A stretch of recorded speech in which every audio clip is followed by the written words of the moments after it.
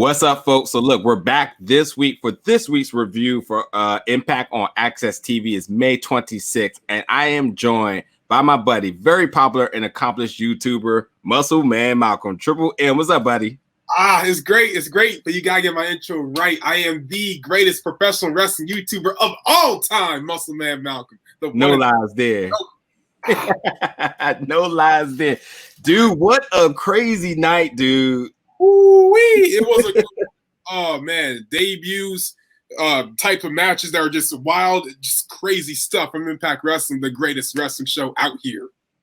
I usually don't be trying to buzz balls, but I got to start off initially by saying that I've been saying it with my chest puffed out each and every week here that Impact Wrestling has the best knockouts division that it's probably ever had. But in all the professional wrestling, they have the best women's wrestling roster, period. And today is another step of just solidifying my thoughts with the huge signing of Deonna Purrazzo.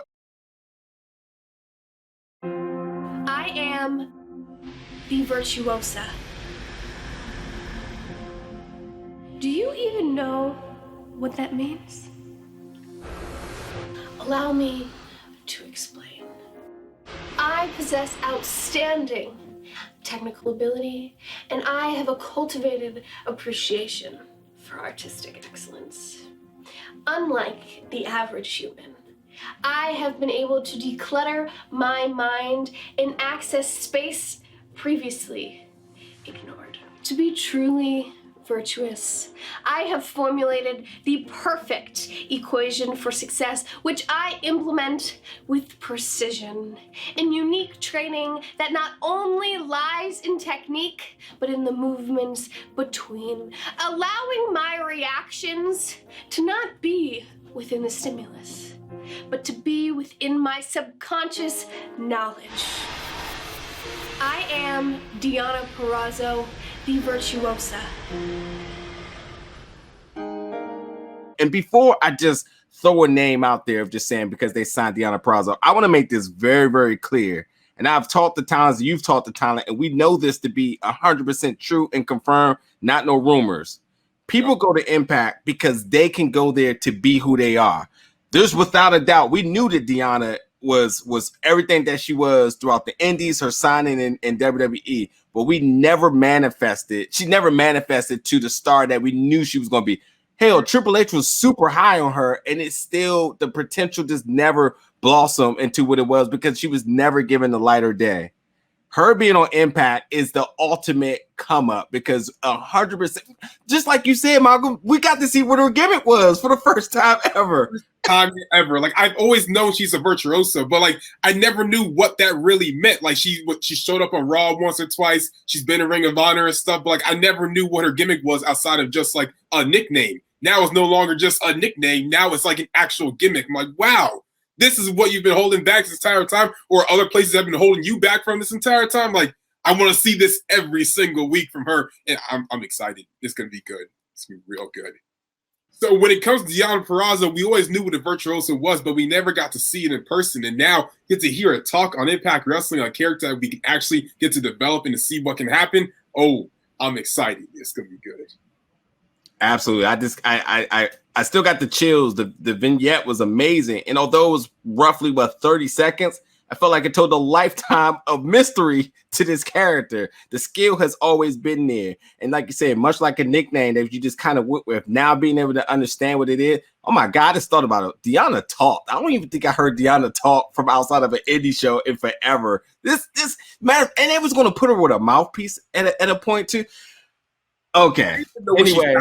Like, I didn't even know her actual voice was outside of like her doing an interview before. Like, I never knew what her actual voice sounded like until like right now. So I'm amazed and I love it, and I just want to see endless gimmick or endless promos of her. Absolutely. And you know, kind of piggybacking off of the Impact's Knockouts division, the vignette that we got also backstage with Susie. With Tasha Steele and why am I forgetting everybody's name right now? Kiera Hogan. Yeah, Kiera. Yes, exactly. The little glimpse of what we got there also is why I love the Knockouts roster, because although Tasha Steelz just signed, we see storylines already building, and they see how that Kiera Hogan and her form with a team, and then automatically you see why it makes sense now too, because Kylie Ray's like, oh yeah, she's bragging because she beat the both of us. I mean, and then you got, you know, with Sue Young resigning, it's like, hey, you got people that you know are going to be here for a long time now. Let's put them in a program right now and get this started. And I'll say it again, and I've been saying it for years. Sue Young is one of the best characters in all of professional wrestling. I'm absolutely head over heels to see where that goes. Oh, so am I. I mean, like, for one, everyone knows I love Kylie Ray. She's great. So to see her now in another program that's going to lead to like a legitimate storyline for her, and not just like, here's a random match at Rebellion. Here's a random match on television. Like, here's an actual story for you to tell. On top of the fact that now she has like a weird type of friendship with Susie, which is like kind of off-brand to like what you would think, because she's all smiling and stuff. Yeah. Smiling in a different type of creepy way. So like, it's a weird combination of people, but I feel like it's going to slowly evolve into something that either we can see Kylie even go to a dark side, or maybe we'll keep Susie from going back to being Sue Young. Maybe. I don't know, but I'm here for the long haul. I want to see what happens. I didn't even think about that. The last time Sue Young had influence over somebody with Rosemary, we kind of see where that went. Oh, could you imagine a dark Kylie Ray? Oh my goodness. Like, but she shows it a little bit when she like wrestles sometimes, because like she'll get super intense and then like her. True. So if you see that times like a million, she has some character development I'm sure a lot of people aren't going to be expected from her. And I think it's going to be interesting to see what she could possibly do with teamed up with a possible Sue Young. Absolutely. So again, you know, this week had a bunch of matches, and we're not going to cover every single match. We're just talking about our very big standout moments and just the notable things that you guys definitely need to check out. I will say initially, the other one thought before I talk about the matches really quick that stood out to us, or the points, is that I got this really interesting hunch that I feel that Impact Wrestling, with so much emphasis on TNA, and that's not to take away anything prestigious about TNA that is done in the past. The ups and downs, it was a wrecking force in the world of wrestling. But with so much emphasis now in 2020, with the roster members coming back and the belt is there, I wonder if they may be trying to double down on this and brand this off to have two shows, to have an Impact show and a TNA show. You know, I thought about that. Like, in my mind, I thought they were honestly just trying to switch back to being TNA eventually. Like, I thought they were just going to rebrand right back to TNA. I was like, oh, well, I mean, that's pretty dope, I guess. But no, I mean, that would be cool. Like, two different Impact shows, basically. I know Impact has definitely been, you know, striding a lot to create more content. And, you know, they got the complete back end of AXS TV. You know, New Japan is no longer in that spot, which means they clearly got room for additional wrestling content. I would be very, very curious to know, would they possibly be trying to look for additional show here, and they're saying, hey, we got something for the nostalgia folks that, you know, you may not like Impact, whatever. TNA is around again, and there's a lot of notable names floating around again that could ultimately come back. Yeah, I mean, you already have like Rhino and Hernandez. And Hernandez, he's still in good shape. Oh, I was just thinking that. Yeah, he's good. He's amazing. Like, I love watching him in general. But no, I mean, two shows, that would be interesting. I would love to see it. I would watch it. So yeah, kind of up to TNA fans that they want to come back and look at it, because I know a lot of people left like when it became Impact Wrestling. So, you know, I guess like having like that name brand out there again, kind of like makes people like pay attention, because like no one was really talking about it too much. Then when Moose showed up with that TNA title, everyone's like, oh, what's going on with TNA now? I know Moose was champion of Impact, but it says TNA on the belt. Like, what? So I mean, it's interesting. 100%. So I'm very curious how that plays out. But then again, back to the matches. The other thing I've been really, really intrigued about is, as much as I love Chris Bay, I had a little bit of reserve with the pairing with Johnny Swinger, and I was like, I don't think this is going to work. I'm not feeling the contrast in character. Bust out the Bunsen burner, Daddy. I smell chemistry here. Way more than I had with that curtain jerker, Willie Mack, Mark and Pat connection history. You and I are going to be great together. All you got to do is listen. You can take direction, right? I know you can. We're going to be great together, Daddy. Oh, and don't forget, I got all the gimmicks in here. Shh, I got a roll of quarters, I got Fuji dust, I got the taped up gimmick. You just give me the Iggy, I'll give you whatever you need after a ref diversion, of course. How about this? You just come to the ring with me, and we'll figure it out as we go. Call it in the ring. Old school. I love it. Lesson 1 already done. Let's hit it, Daddy. Impact Wrestling, tonight, 8/7 Central on AXS TV. But all of a sudden tonight, there's a lot of intrigue here. First of all, the match was amazing, but I'll let you get some points in there. But I'm intrigued 100% now. Yeah, I mean, same. Like, I feel like the best thing Impact does is not necessarily like in the ring, because I mean, like, everyone can wrestle. I think everyone on the roster is a great wrestler, but the best thing they do is like their camera work outside the ring. So, like, when you have a character like Chris Bay, who's the ultimate finesser, and we haven't really seen too much of what that really means if, like, you're not aware of who he is, which you should be because he's a GOAT. But I feel like with pairing him with someone that's considered like this old school veteran, like, you could kind of make some segments or some angles where, like, Bay is like trying to show Swinger like the new wave, like trying to show him like this is what it sounds like. This is how we dress now. Put him in a do-rag, make him to listen to like Polo G or something. Like make him feel like he's a part of this new age, even though he's trying his hardest to bring wrestling back to that older generation. Yeah, absolutely. Chris Bay is amazing. The dude comes up with the craziest spots that I like. Some of the spots he does, I'm like, wow, how did he think about that? You know, but then it makes sense if you've been a fan of him a long time. The video that ultimately went very viral of his, considering now that he has the platform to do it, what did you expect? The guy's going to come up with so many different unique things that has never been really done in wrestling, and he just has so much fun, doesn't it? I love the gimmick. I love the ring work. I love the signing when it happened. I am ultimately. I mean, I done already purchased my ticket and everything. I'm sitting in my seat. I am ready for the Willie Mack Chris Bay match. Easily. Like, the thing with Chris Bay is, like, I feel like he has a different type of mindset from other wrestlers because he used to be a YouTuber back in his day, like when he was like my age or younger. So like, because he has that idea of like, oh yeah, this is what content is, and like this is how I get myself like followers and stuff on Twitter. Like, he already knows, like, if I do this, that will become a GIF. If I do this, that will become a meme. And then he can have stuff to post on his Instagram as well as Impact on theirs, and it kind of keeps him super relevant 24/7. So like, I feel like he kind of gets those spots in his mind because, like, well, what makes good content nowadays? Because he already has that mindset of being a YouTuber from, you know, back in his day. Absolutely. You know, that's definitely the mindset, and it keeps you young and refreshed, and it keeps him growing. And again, he's young. He's like 24. Come on now, the sky's the roof. The sky's the limit for this dude. Like, he's just that good. This is easily my match of the night, without a doubt. There were some crazy spots. Chris Bay took some mean bumps. I mean, not to take nothing away from Big Nasty Cousin Jake. That was a beautiful match. But man, was Bay just the highlight from just both on the offense and defensive standpoint in that match. He like just knows how to make himself known. I mean, that's kind of what he does. I mean, he's a highlight reel. Like, everything he does is a highlight. Like, you don't need to like cut anything out. The whole match is a highlight because that's just what he does. Like, it's just put, like, if he's in a match, you're gonna watch the entire thing because everything he does, it looks like something you haven't seen before. So like, it's all going to be interesting somehow or some way.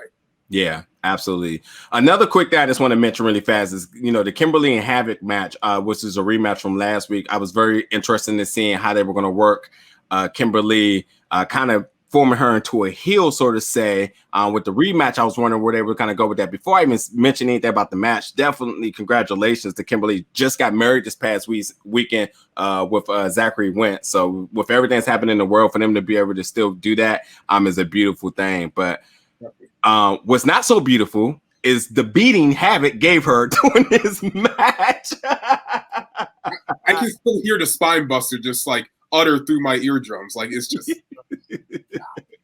and then we finally got a little bit of resolve with Havok and Nevaeh. So if already a solo Havok wasn't dangerous, now that they're teamed up, yeah, the locker room is on notice for sure. And again, much like we said earlier, I love the fact Kimber Lee's here 2 weeks, Nevaeh is here 2 or 3 weeks. Already got a program going on. There's already intrigue. Havok, I've from talking to different talent, Havok is so good. She's literally a draw for other people to sign to this roster because everybody wants to work with her. And as you see instantly, Kimber Lee and Havok, and then Nevaeh, that's going to be interesting going down the line. I can only imagine if Kimber Lee may get some help because she's going to need it. So who knows, man? They're right now out of the last 4 weeks. They're 4 for 4 in signing, so who knows what happens next week now. I feel like we're slowly like starting to see like all the impacts or all the knockouts like slowly form like a little tag division in a way, because you have like Kiera and what's her name, Tasha, yeah. Then you have Kylie and Susie, and now this new team. It's like I feel like they're slowly starting to put together a tag team division. Not saying they're going to bring out belts or anything, but like we don't really see that much like good or great women's tag team wrestling. Like we just don't see it too often. So with a roster that's already stacked through the roof, honestly, to have like another tag team of like, you know, strong, powerful women is like you don't see that in other companies. So it's probably for the best because she's already like a force to reckon with, and now she has a heavy with her too. It's like, whoa, yeah. Whoa. I don't know about that one. I got chills when they were on the stage. I was like, oh man, this is not going to be good for people. So the other big thing for the night was the North versus the Deaners, and the Deaners clearly had a mystery partner in Wills. Now, what I think is important to talk about this match is that the North, although they're in Canada and because of the quarantine, you know, they are unable to enter back into the United States to come to tapings.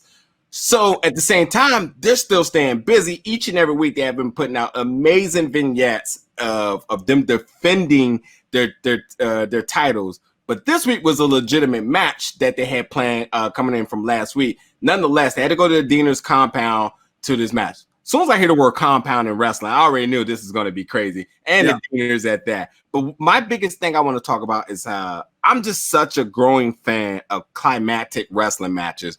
And when you have the right characters, such as the North and the Deaners in doing it, this production was amazing. A solid 15-minute match, a solid good wrestling match, but with a quality production to it.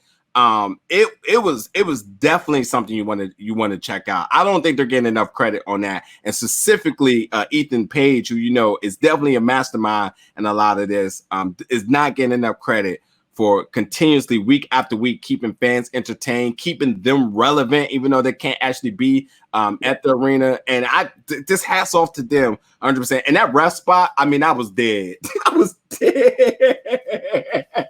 I was not expecting that. I wouldn't be able to expect that. Like that was whoa. He got to the top rope too and did the whole like 450. He was like, what the I can't even do a cartwheel. So I'm like, how did this man like, all right. Good job. Hey, I was so dead because that was the way of him not being able to execute the count because he knocked himself out from the forfeit. I was like, whoever thought of that was the funniest. I knew they didn't have a straight face, but that was a solid match. That's definitely something. Although it's not my match tonight, it is definitely probably the biggest thing to watch out of this night because it was just that crazy. So. I know the main event was Trey versus Michael Elgin in an amazing, or what I can say amazing, what I'll say in a very unexpected. What's the word I'm looking for? I'm still thinking about the Deaners match. Interesting, because like you wouldn't really expect like Trey to actually kind of get that win. It's like, whoa, okay, yeah.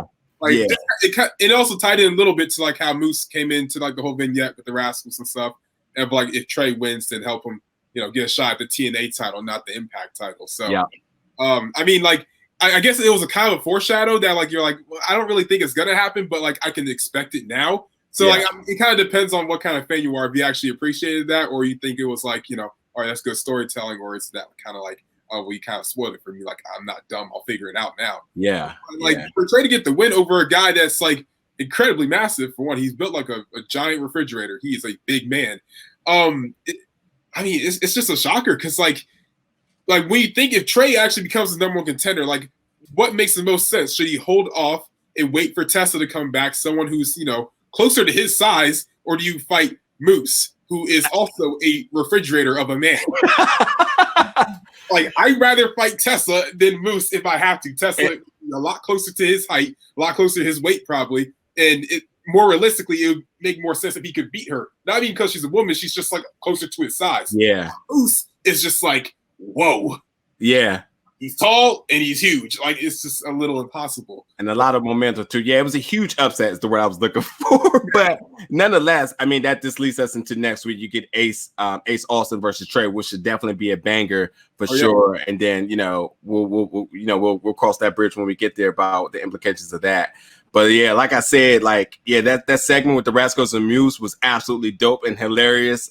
They killed the vignettes for the night. That's without a doubt. But the biggest thing is the Deonna Purrazzo signing. Mind blowing. People talking about that 90-day no complete clause, blah blah blah blah blah. Look here. Yeah, everybody, we don't know these things. Stop projecting things you don't know. Well, let's just talk about what's happening. That's Deonna signed to the Impact Knockouts division, and that is going to be people gonna stop sleeping. That's it. That's all I'm gonna say. People gonna stop sleeping. It's amazing. The product's always been amazing. It's just a matter of like, are you watching it or are you not? Because if you're watching it, you know it's good. If you're not really watching it, of course you're gonna say it's bad because you just think of what happened with TNA. Like, if you watch it, it's good wrestling. It's just a matter of you having to sit down at your television and just watch. It's really not even that hard. They're all amazing. I mean, every single person on the show did a good job. Honestly, I think it was all fair to me. Well said. Look, we'll be back next week, and each and every week we got. I mean, as long as they are signings like this, look, we'll be on the forefront of this with the coverage and everything. Hopefully, when the world gets back to normal, we'll be able to attend some of these events in person. But for now, we'll be doing it remotely and continue to bring you guys the latest and updated news with Impact Wrestling. But as always, everybody, thank you for watching the review, and we'll catch you guys next week. Oh, sweet.